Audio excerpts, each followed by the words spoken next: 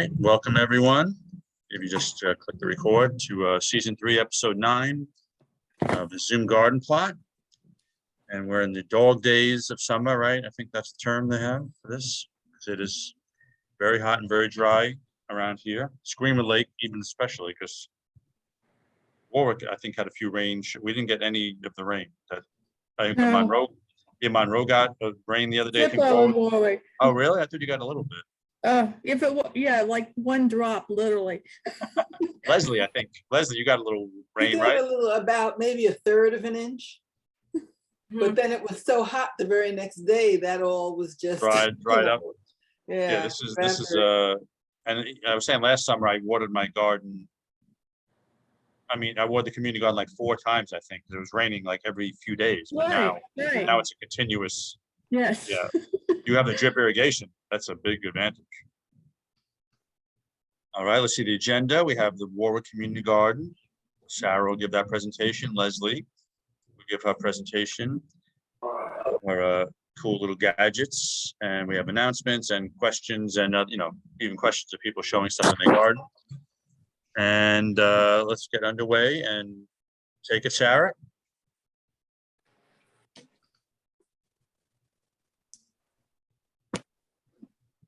So this is a picture of one side of the garden, and we spent, I don't know how many man hours on the orchard this year fixing, and you'll see one part of the orchard. So the garden got a little neglected this year, and worse yet, all that rain Chad mentioned last year, we had so much rain where the irrigation system needs to be replaced. So we didn't like go gung-ho getting it fixed sometime. So it's about fixed now, but there you can just see the sunflowers and cucumbers and the flowers, which really add to the pollinators, and our vegetables pollinate very well. The beans, they're starting, but there's just not enough. I mean, they're growing, but not like they were last year. Last year. Last year you was massive, your beans. I remember that. Yeah, I mean, they shot up within days. Now they're like growing slowly, but anyway. Should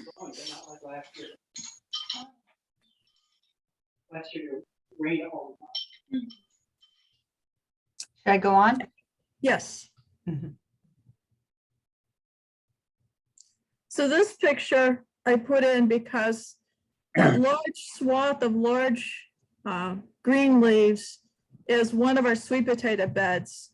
And you can't see it, but there's been a lot of talk about pollinator pathways and all. Right. So this is like the pollinator pathway we started years ago. All those little feathery things blooming there to the left-hand side, all the way down the shed, that's all mint. And much to everyone's dismay, it's there. But you wouldn't believe how many bees and little wasps and native bees. I mean, that thing is just alive. So I protect it. And beautiful. The train's coming. Yes, train celebrating. The train's coming. All right, so that's that. And then this just shows where we're here. We're in the tomato bed, and there's parsley in front of there, and that's just some of the crew.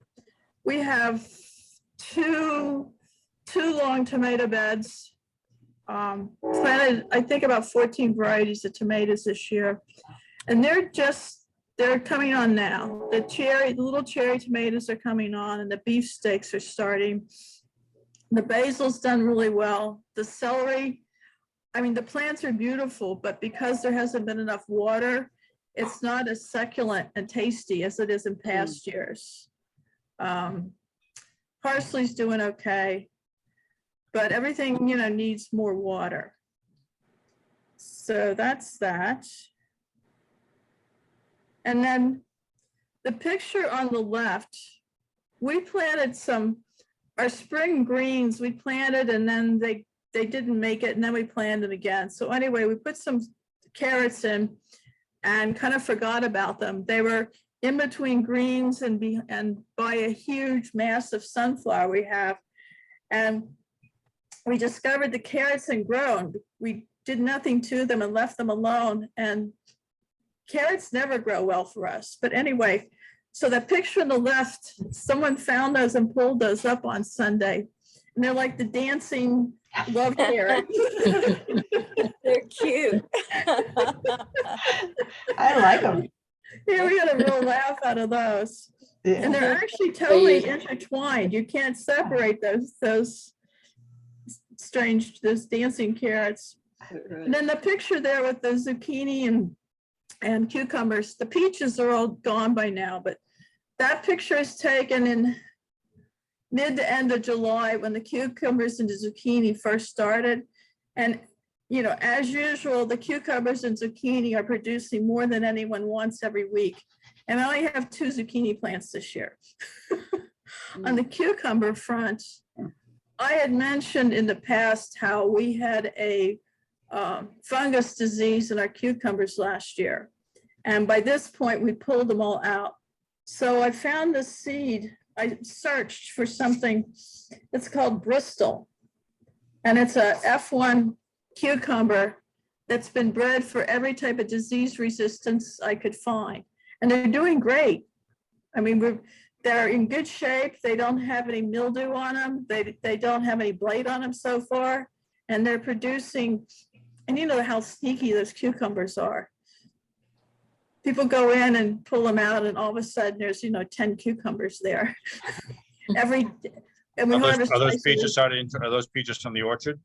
Yeah. Oh, nice. Yeah. Yeah, my peaches haven't even ripened yet. Yeah, I have.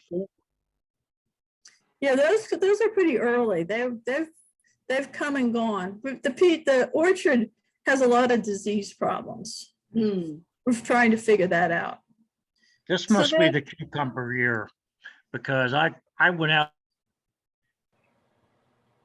to my 6 plants that are all in one patch, and I picked 29 cucumbers today. Yeah, And yeah, yeah. I That's, just picked last week. yeah, I didn't plant that many to start out this year because usually I pull out a whole row and then plant them again. So this scrap group here is producing like crazy, and I have another batch on another cattle panel behind that, anticipating that these were going to die at some point. And the Swiss chard is actually hanging in there, so that's good news. That's that. What's the pepper in front of the Swiss chard? The pepper in front of the Swiss chard. Is that Oh, is- that's a Poblano? that's a poblano. It's called the Barone is the variety, but that's a poblano. poblano? Yeah, those are good. Yeah. Yeah. No, there's about, I think I counted 13 or 14 varieties of peppers I put in. I put the peppers in different areas. So I like to make the people hunt for some things. Make them work for it. Make them work for it. Well, your voice is always in my head every summer. Everyone always wants to pick. I'm like, wait don't pick them too early. Sarah says, you always got to wait. Oh yeah, right now we've got some really nice ones coming on. And, I know perfectly well, but the heat and, I've got enough water on them. I mean, they're really growing. Another, week, maybe 2 weeks, they're going to be ripe and they'll be really, really, really delicious. But, and I try to put the sweet peppers in one area and the hotter peppers in another area because, Chad knows now, when you have like 15 or 20 people, mostly I answer questions all the time. Like they decide I'm going to give them a supermarket things with the number. So, Sarah, is this hot? Is this a hot one? Is this a hot one? Yeah. Okay, that's that picture. And what is to the right of it? Swiss chard. Oh, the right's the cucumbers. Ah, okay. They've all been picked. They're in there though, trust me, hiding. So here you see some peppers. There's the Tomatillo, tomatillos. They're just about ripe now. And there's a nice pepper that's going to turn. These banana peppers, I bought a few banana peppers early, because they're always bigger when you get them from the nursery as to what I grow. Mhm. And I know I bought banana peppers. Well, I tried one out and it seemed kind of hot. Then I asked Yeah. then I asked one of the guys in the garden, who's the gardener that likes hot peppers. I said, I will try this. I have one at home. It seemed kind of hot. So he took a little bit off. He said, yeah, it seems hot. Then he decided to just bite into the whole thing. Oh, no. So I looked and there are hot banana peppers. I've always had mild banana peppers. Yes. Because it's so psychological, because it's yellow and you hear the word banana, so you don't think spicy, you think of like cooling, but I guess that's not true. No, I've been growing banana peppers for years, but it turns out, or whatever this one was, I didn't read the label correctly or they mislabeled it. But yeah, I've had banana peppers forever and they weren't hot. Yeah, But I wow. do that's so every- weird. Yeah, they're sweet usually. Most of them are sweet, but there's a lot of them on there. Not that many people like hot peppers. I looked it up and I tried this.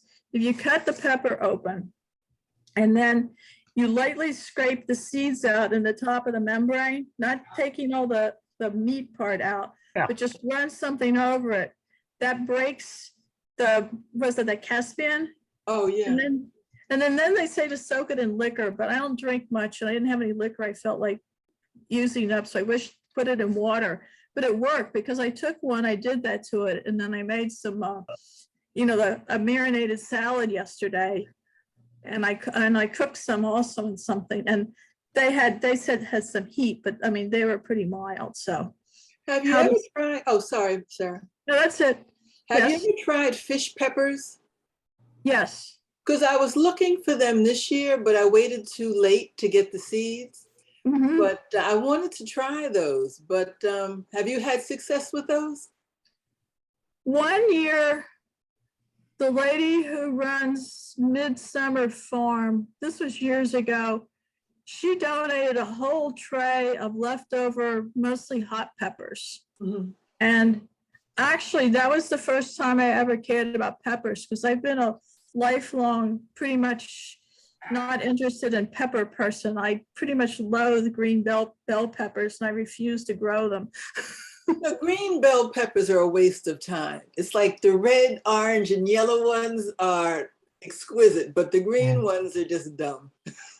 Thank you, Green Leslie. ones, the green ones are just immature. They'll ripen to red if you let them. Right, right. Yeah, well, but you can Yeah. get ones that have better flavor, which is what Yeah. we're growing. Yeah. Now we But have, they're all green. They're all green when you start. So Absolutely. So I mean, I like them, but because I also have problems with insects, and sometimes if I wait till they get red, the insects get them before I do. So no, I'd I rather just get tell it everybody, we're not growing bell peppers because you can buy them for 80 cents a pound around here. So go buy them at the farm market. I'm not growing Is- bell peppers. Bell peppers, there's nothing like it though. If you just pick one off and eat it right there in the garden, it's like they're 1,000 times better to my taste buds. Because even if I go to the farm, they picked it in the morning.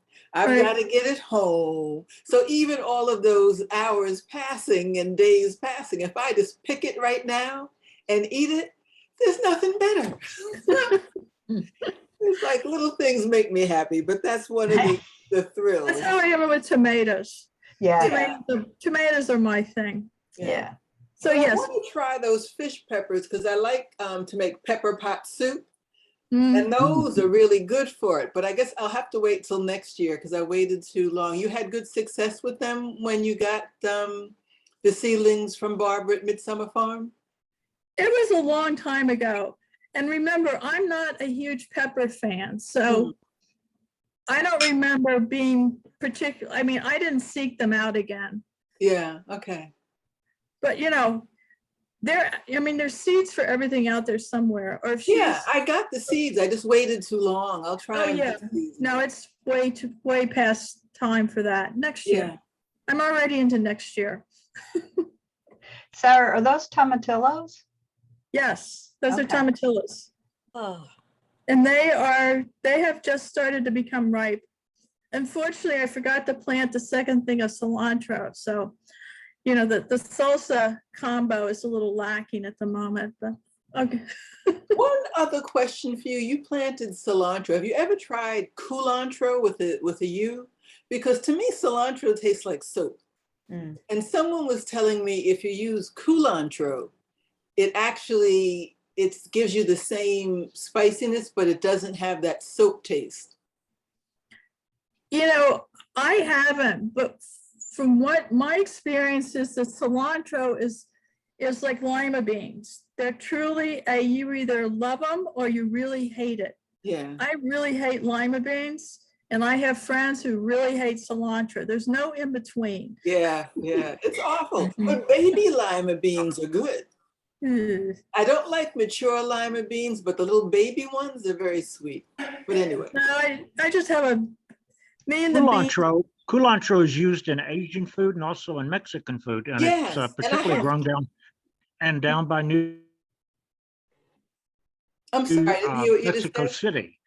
So it's a different taste than cilantro. Yeah, I have to look for that because I didn't find it this year. And I want to try that because there are things that require cilantro and I really just don't like that. No, my son's the same way. When he The- eats yeah. anything with cilantro, it tastes like soap to him. Yeah, it's like dish Yeah, I soap. don't, and Yeah, see, I don't there's think it about tastes five- like soap. Anyway, so About this 5% of the population has that DNA. Oh, really? Wait, it's just soap taste? Yeah, I'm with them. It's like, ugh. So this is the orchard, you know, a little part of the orchard. And I put this picture in because behind that peach tree, these are some of the things that the orchard crew really busted their butt on. After they rebuilt the fence, they went around and laid down paper and chips around every tree. And, you know, took the sod out. So that was a massive project. But behind that, you'll see sweet potato bed number 2. Mm. We had some sweet potatoes in the main garden just in case this one didn't work out. But that whole low row is all sweet potatoes. And then we actually have some winter squash and a couple pie pumpkins because we have a long history of growing winter squash and then being stolen. So everything is locked up now. Stolen by groundhogs? Stolen by 2-footers. Oh. Oh, yeah. Well, they used to be in a different location. No, we had our winter squash stolen, I don't know how many years in a row. Oh, and then I don't know if any of you are having it, but the chipmunks are having a field day in the tomatoes. Oh, yeah. But I wish they'd eat the whole tomato. They Exactly. eat half of it and then leave it's like, oh, come on, guys. Yeah. Bite here, bite there, bite Yeah, here. yeah. Yeah. Oh, yeah. I'm having hornworms. I've got- Oh, you got to really get those, nip Yeah. those in the bud. Yeah, I got to it a little late, but I'm on it now. And I've got a ton of tomatoes, so it should be okay, but Yeah. yeah. Do you You grow know- dill by your tomatoes? Because the dill attracts there's a parasitic wasp that that lays the eggs and eats the hornworms, and they're attracted to the dill.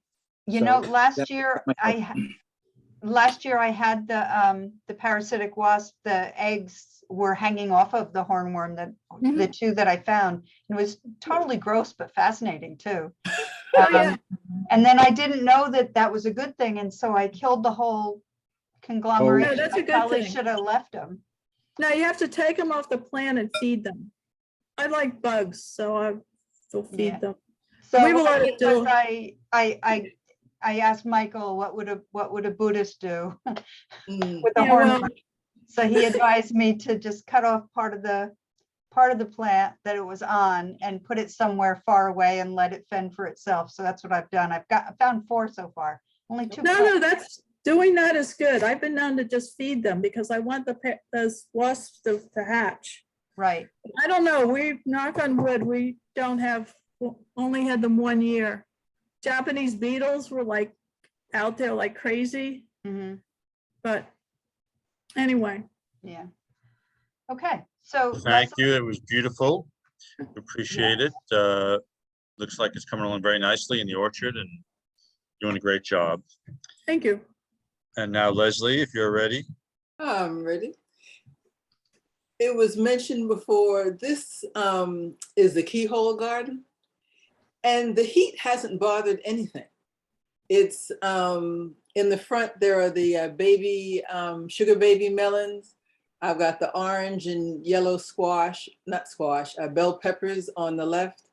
And in the back, I had to wrap them actually in wire, in wire netting, because the chipmunks found this keyhole this summer because I planted Brussels sprouts here.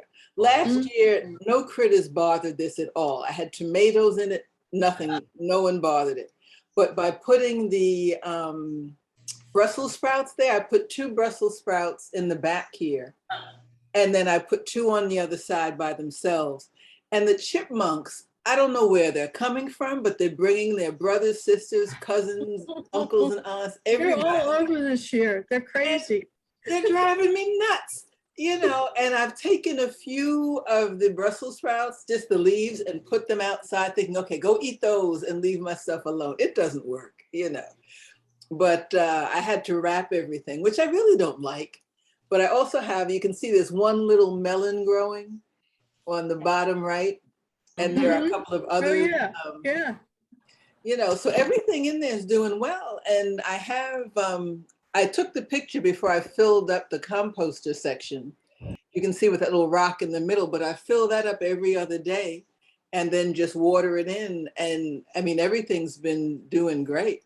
And there was one little orange bell pepper hidden in the midst of all this greenery that's in the back. But, you know, I found this and also the that little vegapod after I had my fight with the staircase, and the staircase won. So I kept looking for things that were higher up so I didn't have to keep bending over. But I'm really glad that I got this thing, because this middle section is ingenious. You know, I just take all of my vegetable scraps and eggshells, coffee grounds, stick them in there, put cardboard in the middle.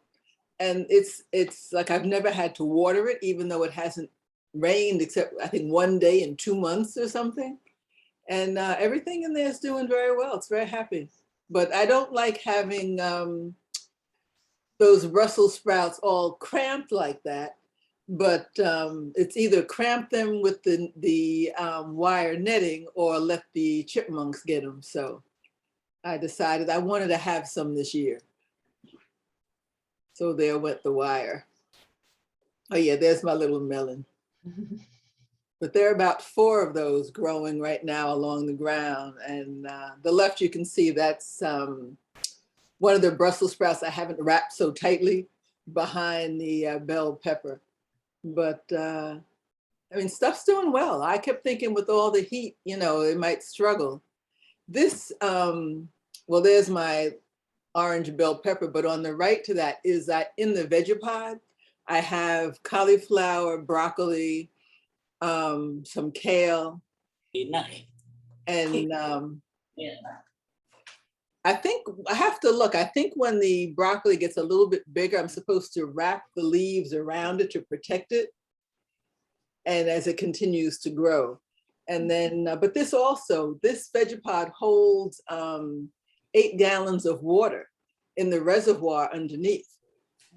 So that I water that once a week. And it just goes on its own. I had strawberries in the front. I ate them before I thought, oh, you have to take a picture.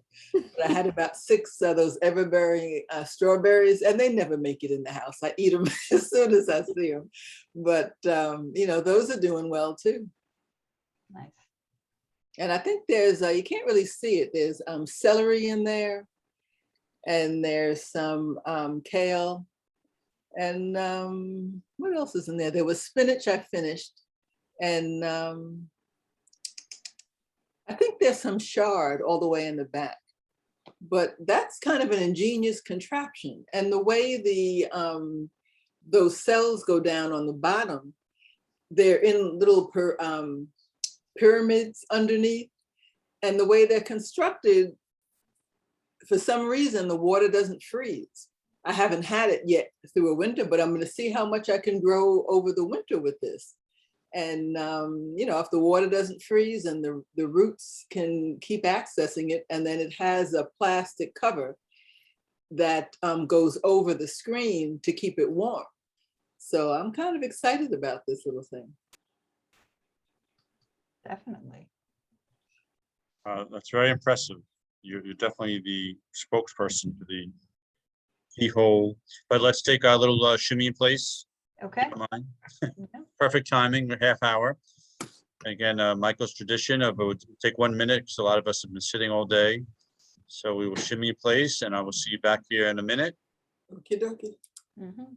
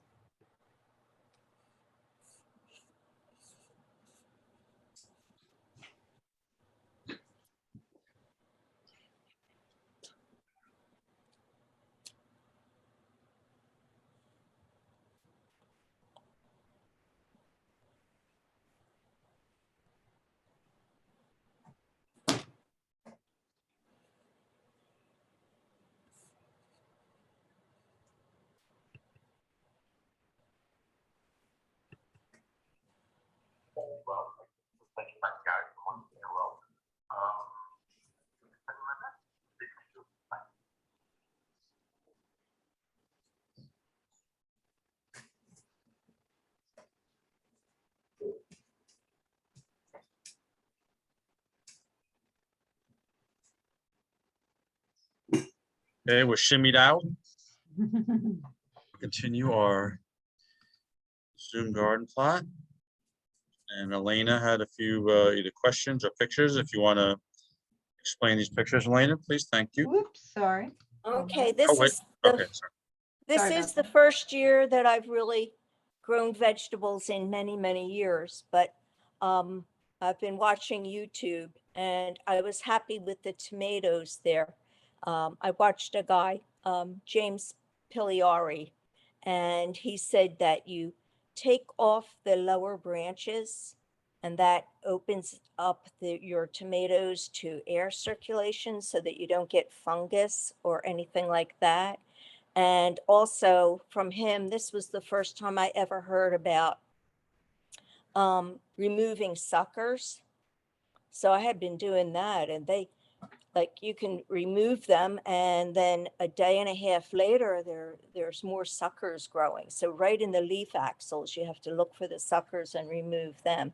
So I'm pretty happy so far that something grew. So I'm thrilled with that and those techniques. And then over here on the left, around some of the beds, this is Michael and Xiaotong Helm's yard, and I've been helping them out this week, and they've been sharing their garden with me, and it's been a very nice experience. I've certainly been learning a lot. And in these bricks that surround some of the raised beds, we've been growing some things, and I got quite a few beets out of just those little sections in the cinder bricks. Oh, wow. So that was a nice surprise. Nice. And then over there to the left of those cinder bricks is shade cloth over a chicken wire tunnel that I fashioned to protect some seedlings. And I would really like some suggestions for getting carrots started, because I just planted my 4th try at carrots this year, and they start off fine, and I'm using the technique where you put a board, you just lightly cover the seeds and put a board over them, and 6 or 7 days later, you remove the board and things have germinated nicely, and I've got little plants. And then I protect those little baby plants with maybe shade cloth or a very light, airy mulch. And then they just don't they just don't mature beyond that. So what am I doing Elena, is wrong? that cardboard that you put on top? No, a board. Actually, a 2x4. wooden board? A Ah, 2x4. Yeah. How huh. much thick are is you the- watering them? Yeah. I've been good with watering like every 2 days, every other day during the real dry period we've been having here. When did So you how thick is- plant them? Oh, let's see. The latest ones I planted August the 1st, and then I planted some in June, and I planted more in July. I So think did you're you starting to, plant any early, like in? yeah, you should No. plant it. April or Right. May is when you're planting them. June and July are difficult or too Yeah, late. too And also late. the mulch, how much mulch do you put on? I don't think I'd mulch, I don't think I'd mulch them either. I don't know if there's a need to mulch them. Very, very light mulch. In fact, I Yeah. have straw and I chopped it up to make little pieces of straw and just lightly put that over them. Yeah, I think that it's too late and it's too, probably this is the worst season because it's so dry. But I would start them in April or May. I wouldn't start them past middle of May. It's way too late for those kind of crops. Okay. And I would, how- It I just wouldn't gets use too the mulch hot. either. I never How- start any greens in like July or August. There's a lot of, some of the greens won't germinate when it's over a certain temperature. Arugula will start anytime. I let my arugula grow the seed and I have a new batch. But you could start another batch of carrots in September, assuming it cools off. But you want Oh, to that start, neat. yeah, but you want to start those carrots in April, when there's lots of spring rain. Mhm. Okay. All right. You can also plant them with beets. Some people, radishes, I'm sorry, not beets, radishes. Some people Yeah. plant because they germinate very slowly. So if you want to just mark where the row is, some people put radishes in with the row because radishes will come right up and they'll be ready to eat in 3 weeks. And sometimes it takes two weeks for the carrots to come up because they're very slow germinating. Mhm. So you can get crops out of it. How do you do that? You put the radishes and the carrot seeds right in the same row, you mean? Yeah, just mix them together, put them in the same row. You'll be able to tell them apart. And then as the as the radishes mature, the carrots should be very small. And they, I mean, carrots can be difficult. they're difficult to germinate. That's why I had a guy visit the garden last week and he was saying, I never heard this one before. The carrots are a good companion planting with tomatoes. Oh, He swears by it, but I've not. And it makes sense somehow, but I've not seen it. and you plant them both at the same time? Yeah, because they won't really interfere with each other, but Huh. maybe next year I'll try it, but I did not. I've never tried Yeah. it, but he said they work well together. I thought I was it surprised snowed a when the lot this carrots summer. grew this year. What'd you say, Sarah? I said, I was surprised, we put those carrots in and there were all other kinds of greens around them, which kind of shaded it, and forgot all about them. And someone's over there picking some moons and they're like, oh, look, there's carrots. So we're all excited. Sometimes ignoring is the best, right? I planted spinach when I put the tomatoes in so that the tomatoes would shade the spinach, before I took all those out. But I thought a lot about Nicole because I keep clipping all the leaves, like you mentioned that a few minutes ago, Elena, cutting the suckers off in the lower leaves. Yeah. Because that was the first time I'd heard that last year when Nicole kept talking about it. So I'm just like taking all the branches off, and the tomatoes are coming up much more plentifully, which the chipmunks are very happy about. Yes. Yeah. Chad, I had 2 beds of just a variety of tomatoes. And on the perimeter of the tomato beds, I did all carrots. And it worked, it came out? No. Oh, And they had ample space and there was a lot of airflow because I always trim the bottom of the tomatoes. You know, like I saw the greenery part and then all of a sudden didn't see the greenery part anymore. Like they kind of died and nothing followed after that. I was Yeah. all ready to be inspired when you started. Oh, and I alternated them or in rows with the beets. I got beets, but they were really, really little, Well, how deep is your raised, how deep is your raised bed? a foot. Yeah, I think that might be It needs tough more for depth. carrots, yeah, possibly. And you need, the soil needs to be very, when you're growing root crops, you need a very light soil. Mm. If you- I find, you know, I don't, it may, you may be doing this, but I find people who come to the garden new, and I tell them to dig the bed, they come over with this little trowel and like start piddling around. And then I get out the big old spading fork and stick it all the way down the ground and flip it up. And like, no, this is how you dig. And that's a problem a lot of people have. They're not really, you know, preparing. You have to prepare the soil first. So it needs to be dug deep, Okay. you know, add some manure or something, and beets. Add a lot of organic material. Yeah, and beets need a And if it- lot of water. We planted a lot of beets. They all came up, but it got so dry that the crop isn't good at all. Mm. And if And the that's soil's another really, thing. You do add in a the bag of spring. sand. You can always add some sand if you have really, really bad clay to help Yeah. break it up. Go Yeah. get some play sand at like Lowe's or something. Well, now it's $5 a bag. It used to be like $2 a bag. But Oh, yeah. you throw a bag of sand in there and that could help too. If the Right. soil is really clay. And then with the organic matter, but Sarah's right, it's gotta be nice and fluffy and deep. You know, that's Thank what they like. And it's, the beets are another thing you plant early. We had good beets this year.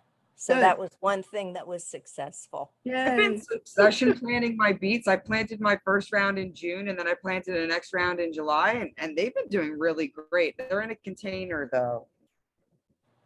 But they've been Ah. really happy, even though it's been super hot and dry. They've been doing really great. Mm. Surprised. Mhm. Elena, did you want to say anything about this picture? No, Okay. no. Okay, there's the squash tunnel. Oh, that's neat. That has been a lot That's- of fun. And there are 2 different kinds of squashes on that Xiaotong planted. And then do you have were you able to put in the next picture of the weird squash? Oh, You yes. have hang on. under the tunnel that's growing in the shade of the squash? That red thing, I forget what it's called. Xiaotong eats it. She said it's a very, very good leaf vegetable. Looks like shiso. Oh, okay. Yeah. Very nice. Is this the one you wanted? Oh, Yes, bitter melon. Is it bitter melon? yes, it is bitter melon. Yes. You're familiar with that. Yes. To me, it looks like something from outer space. It's an haven't- Asian vegetable. I have not tasted it yet. I mean, I have not cooked it yet. I've had a little taste raw, and it is very bitter. Bitter, It- yeah. Lives It's up good to for its tea. name. It's good You for have to tea. Yeah, I use cook it for it tea with salt. usually. So the bitterness will be removed with warm Oh. water. Okay, so when you How early cook did it, you plant that? I keep talking over you. Sorry, go ahead, please. that was planted May. That's Mhm. great. Yeah, and also on that same squash tunnel, there is loofah, which I didn't know that loofah was also edible. Hmm. I thought it was just for a bath sponge. Neat. For the bitter melon, Xiaotung started those seeds early. She started them inside and she had to like specially nick the seeds. And we don't have any of the fancy starting equipment, but she would wrap them in a wet napkin and in a paper plastic bag and put them on top of our internet router. And that was warm enough to get them going. Oh, so then by May, they were already little seedlings. Yeah. Oh, okay. They're beautiful. I love that. So different. Yeah. They're good for diabetic patients. What kind of patients? If you have diabetes, Ah, they're good for that. Yeah. Oh. Xiao Tong said that everybody needs a bitter in their among their different foods, and Yeah. Americans are attracted to coffee because they want that bitterness and they get it from coffee rather than from other vegetables and things. So I will cook the bitter melon and give it a try. It's very interesting. You can also pickle them with vinegar and sugar and use it like a salad with others. I usually steep it in for tea, and I'll drink the tea when I'm eating something sweet to have that balance. But then I just put the pieces in whatever I'm cooking after I've made the tea. I don't know how much nutrition is left in it, but it's a nice little bit of a crunch that it adds. We talked about that last year and like finding them down in Chinatown or something, but I never started any seeds. This is encouraging. I like this. Do you peel them or something, or eat the entire thing? I don't know, Michael. You just remove the seeds, cut them. You can even saute them with eggs, and it's good too. Or you can pickle them. Okay. Very nice. Anybody who wants seeds, I have some seeds of this bitter melon. Thank you. Oh, okay. Nice. Should we do announcements now? Sure. Oh, I had the wrong time in there. Already?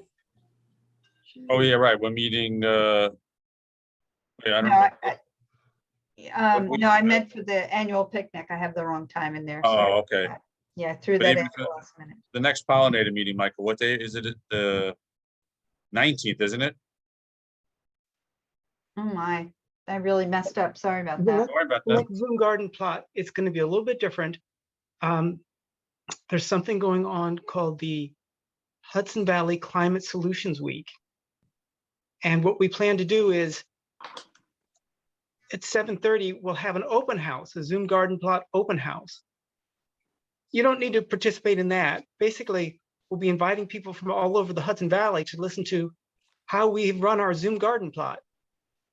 And with the idea that there are other people around the Hudson Valley who are going to copycat our idea and start it in other places. So from 7:30 to 8, we'll have this Zoom garden open plot as part of the Hudson Valley Climate Solutions Week. And then at 8 o'clock, we'll have our regular Zoom garden plot. It's just that hopefully we'll have people from all over the Hudson Valley joining us for that one to see how to sit in on the session. That'll be fun. And that's the 19th, right? Not the 12th. The 19th, yeah. So Right. Oh, okay. That's what you meant about the third week. Yeah, I thought don't you worry were about it. talking about something else. Okay. The Climate Solutions Week runs from the, I think it's the 17th, it's a Saturday to the 25th. So it's something like that. So it's a Saturday, Sunday through the following Saturday, Sunday. Okay. And it should be very interesting learning about lots of different ways to participate in climate solutions. Okay. Okay, and then the Sustainable Warwick's having the annual picnic next Wednesday, 8 p.m. No, Do you want to? it's the time is wrong. I'm sorry. I was Uh-oh. trying to quickly put that. Michael, is it at 6 o'clock? I'm not sure. It's at the Warwick Town Park. That's out. What's that road that it's on? It's across from the soccer fields. I can't remember. Bad, sorry. It's a Sorry, zero I waste had- picnic. I had a It's a bunch of zero new waste things come in picnic. last minute. You know, bring your own plates and silverware or whatever you need. And something to share. The food is always great. And it'd be nice to see people from the Zoom garden plot in person. Yes. And pollinated pathways, hopefully most of you guys, I'm sure, do have a pollinated garden, and you can go to Sustainable Warwick and sign up your garden and put you on the map, and also order these cute little signs that I put up in our community garden and my house. So, you know, the more people, the more places we have, we'll actually create a pathway. So please look into that website. Just to confirm, there is a Zoom garden plot meeting September 12th at 8 p.m., right? No, No, 19th. 19th, Right. Sorry. Yeah. So it's a week later than usual. September 19th at 8 p.m. Yes, Yes. thank you. yeah, sorry about that. That was my fault. It's all right. Okay. And then let's move on. Question of the night. Yeah, how are you guys surviving this? Any real good tricks? Or Bill Makovsky emailed me, says water, mulch, and cut away as many dead leaves as you could. That was his advice. But if anyone else has anything they want to add, any tricks of the trade.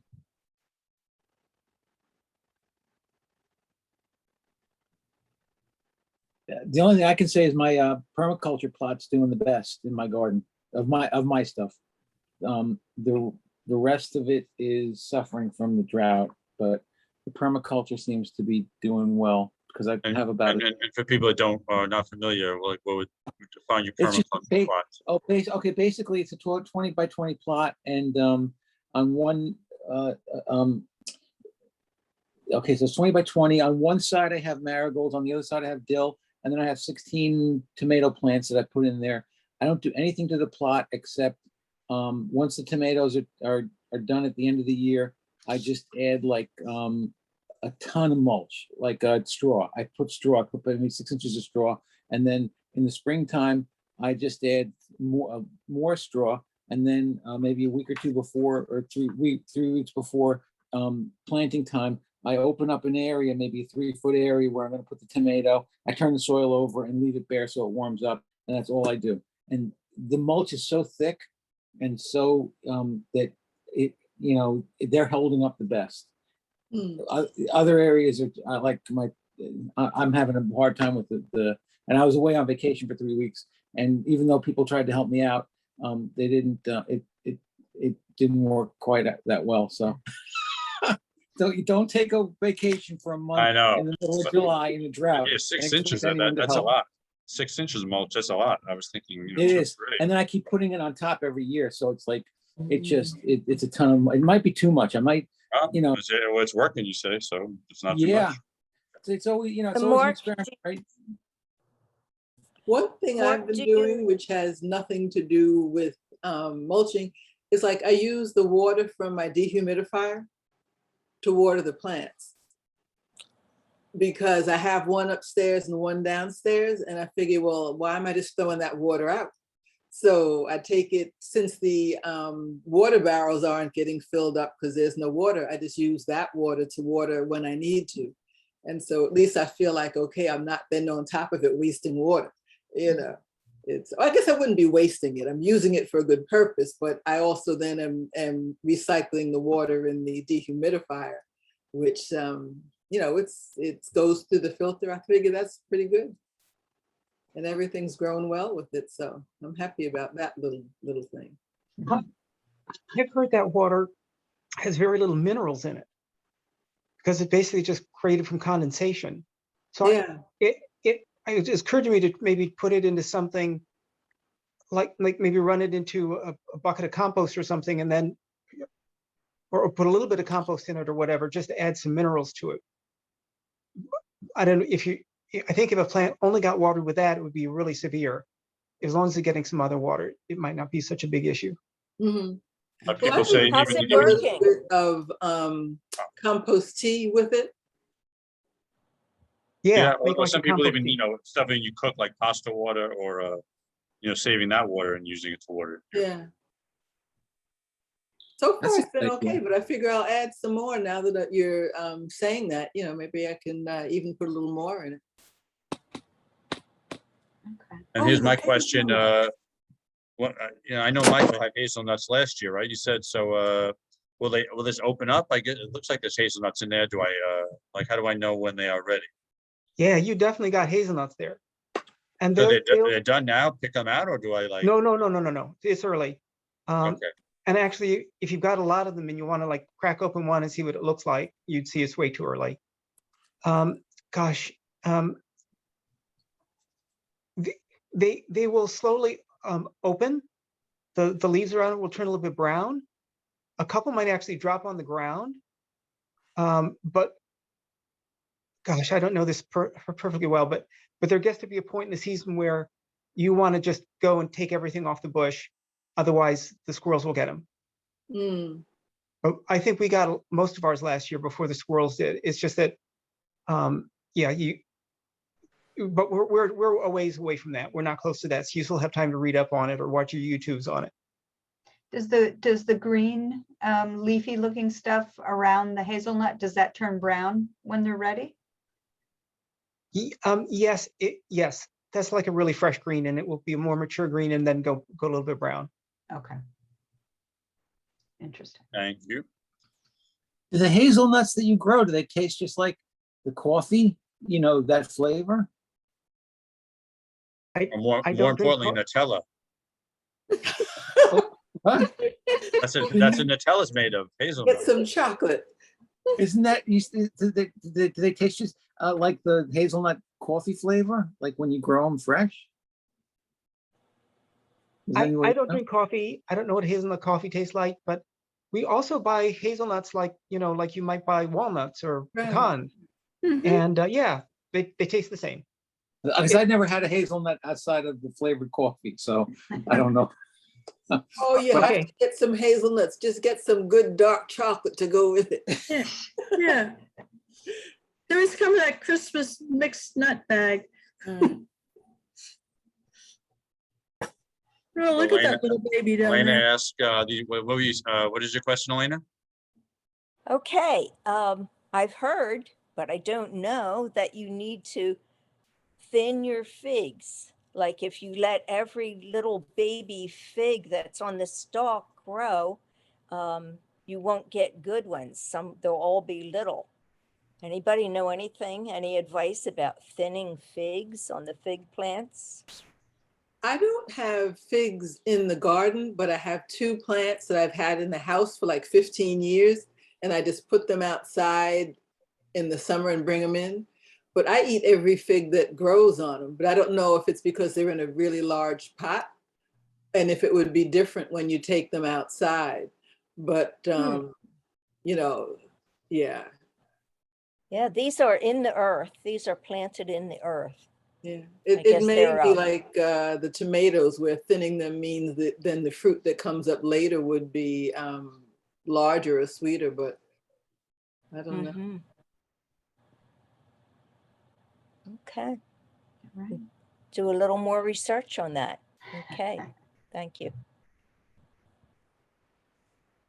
And this is Michael, you want to ask about your magnolia tree?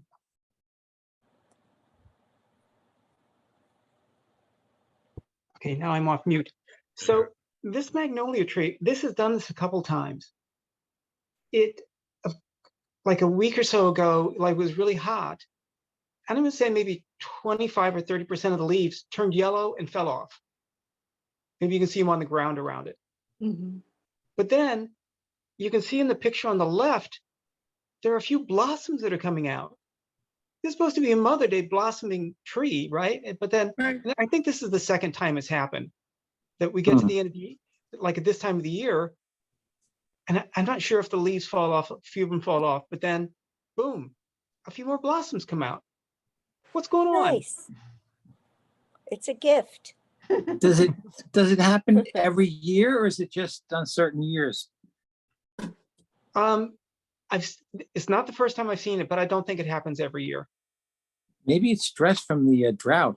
Maybe the leaves are falling, producing flowering, because of the stress. It's the only thing I can think of, unless, I mean, if a plant's dropping leaves in this weather, I would think it would probably be due to the plant being stressed from the drought.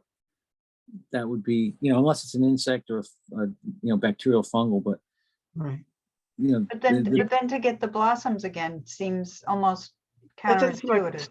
yeah, it Well, it doesn't could seem be like a stress stress. response. It could be stress Yeah. response. Yeah, it's That's stressed yeah. out, so it's trying to produce seeds because it Wow. thinks it's going to die. Oh, The okay, so this is in our front yard, and we are like at the top of a hill, and so I'm pretty sure we have like 6 inches of soil and then stone starts. So I'm not really sure what its roots are growing in. But underneath that tree, we've mulched with straw, kind of like Mark's permaculture patch. Mhm. But I've been hearing that it's actually better to mulch with like a ground cover, especially if it's a native ground cover. And we have a lot of strawberries in the backyard that we really need to thin. I thought, oh, that might be cool to just plant strawberries out there. Even if the deer ate all the strawberries, that'd be okay, because the strawberries could act like a nice ground cover under there. I also thought if I put them in now, it would take a lot of watering, and that might be good for the good for the tree. What do people think about strawberries as a ground cover under that tree? Well, I mean, it will attract, all sorts of the groundhogs and the squirrels and everything. Because I have strawberries that have grown as ground cover in places where I didn't plant it. I guess the birds have eaten the strawberries and then dropped seeds around or something. But then it's just, I always find that the groundhogs are rolling around. Right. So Well, yeah, I we've if think they got, don't it might bother work. the tree, then, that would be a good idea, I guess. I don't think it'll bother the tree. They have very shallow roots, strawberries. Yeah. It's worth a shot. I mean, if the groundhogs won't bother the tree. Right. Yeah, I mean, right. You might definitely attract some little critters, but Yeah. it could be a nice functional ground cover It'd be pretty. mhm, and tasty. yeah. okay. The birds will love your tree. All right. Any other comments? Our hour is pretty much finished. I have another question. Yes. It seems to me, and this might be me, but it seems to me like we've got a lot more butterflies in the yard this year. We did the mow May and stuff. I don't know if that would have contributed, even though everything's mowed down now. Or maybe I'm just seeing more. Maybe this, not that there are more there, it's just that I'm seeing more. Has anybody, how do we feel about our butterfly populations this year from the crowd in general? I've gotten a lot of butterflies, but I haven't gotten, usually I get a lot of the monarch looking butterflies, the orange and black. This year I've gotten more of the yellow and black butterflies. I haven't gotten as many as the orange. I don't know what that means, if anything, but they're plentiful. And my butterfly bushes have grown a lot. I mean, they're basically a weed, I guess. So they're like really taken off. So the butterflies and the hummingbirds are all around. Let's hope there's more. That's the idea. I haven't seen that many, but and I planted that big area with bachelor buttons too to try to attract them, but I left on vacation before they really came to full bloom. But I'm not noticing as many. I don't know, maybe it's just the area. I did notice a lot of what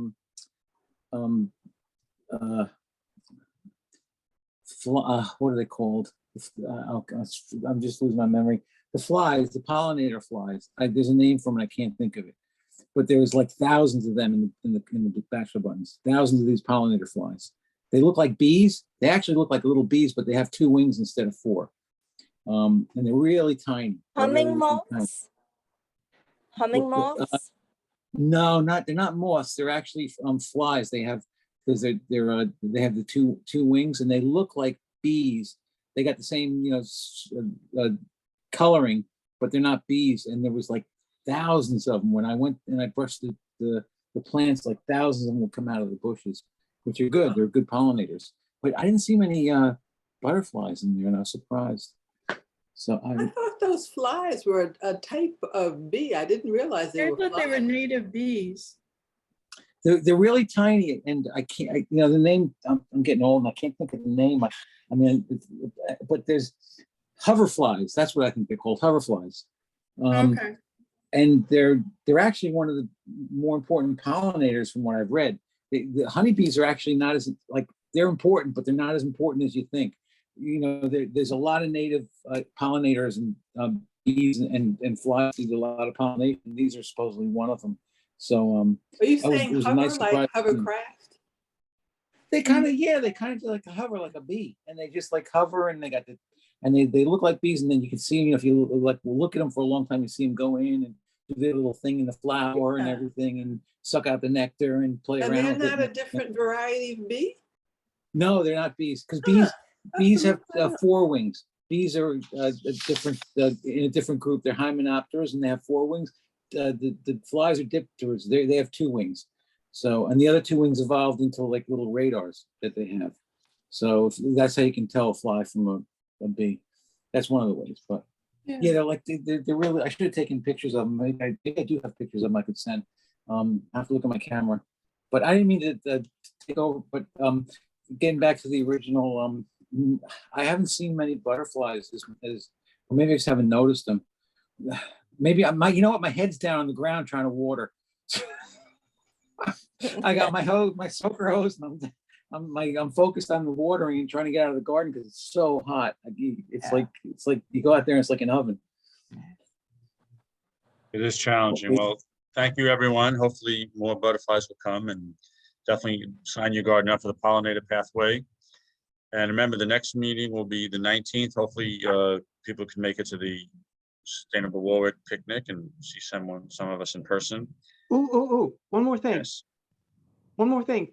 Yes, sir. Congratulations to the Grow Local Greenwood Lake Community Garden for winning the Oh. Dirt Magazine Kitchen Garden Tour prize for community gardens. Thank you. very much. Congratulations. Well Thank deserved. you. Thank you. Yes. Congratulations. It was a very nice event, and you know, I advise, you know, you should take part in the next, either whether you go on the tour or sign up your garden. It's just a lot of fun. You meet some really nice people. Nice. All right, thank you, everyone. And another plot has been concluded, and have a great time. Stay cool, and hopefully we get some rain before I see you guys next. Take care. Thank you. So much. Take care. Good night. Bye. Thank you. Good night, everyone.